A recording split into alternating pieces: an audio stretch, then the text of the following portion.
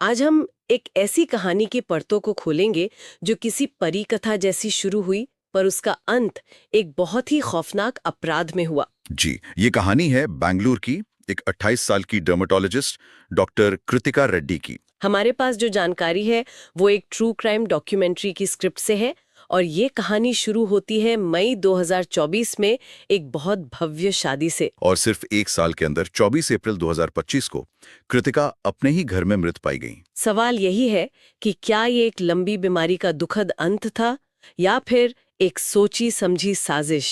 चलिए इस मामले को शुरू से समझते हैं। शुरुआत तो वाकई किसी सपने जैसी थी।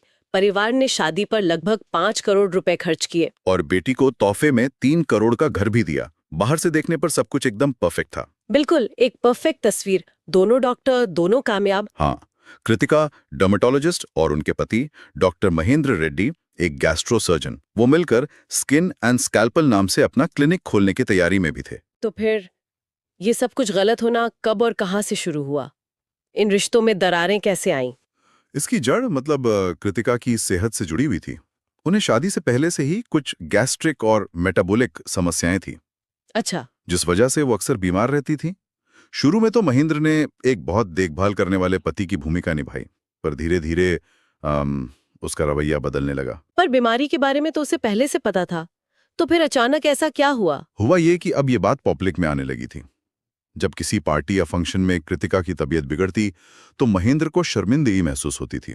ओह। और सूत्रों के मुताबिक उसके दोस्तों ने ये कहकर उसका मजाक उड़ाना शुरू कर दिया कि उसने एक बीमार औरत से शादी कर ली। ये बात तो किसी के भी आत्मसम्मान को चोट पहुंचा सकती है। बिल्कुल। और महेंद्र के लिए उसकी सामाजिक छवि, उसकी परफेक्ट इमेज ही सब कुछ थी। उसे लगा कि कृतिका की बीमारी उसकी इमेज पर एक धब्बा है और उसे धोखा दिया गया है। लेकिन वो तलाक भी नहीं लेना चाहता था। नहीं, क्योंकि तलाक से उसकी संपत्ति और इज्जत दोनों का नुकसान होता। और यहीं पर उसने अपने पेशे को, अपनी मेडिकल नॉलेज को एक हथियार बनाने का फैसला किया। और यहीं से ये मामला बहुत बहुत डरावना हो जाता है। जी, 21 अप्रैल 2025 को जब कृतिका को पेट में दर्द हुआ तो महेंद्र ने इंजेक्शन देने की बात की। इलाज के बहाने से। हाँ, उसने दर्द की दवा पेंटोप्राजोल की आड़ में उसे प्रोपोफोल देना शुरू कर दिया। एक मिनट, प्रोपोफोल? जी, प्रोपोफोल। ये तो वही दवा है जो माइकल जैक्सन की मौत की वजह बनी थी। एग्जैक्टली। ये एक बहुत शक्तिशाली एनेस्थीसिया है। इसकी थोड़ी सी भी ज्यादा डोज जानलेवा हो सकती है, और वो ये बात अच्छी तरह जानता था। तो ये कोई गलती नहीं थी, ये एक सोचा समझा प्लान था। बिल्कुल।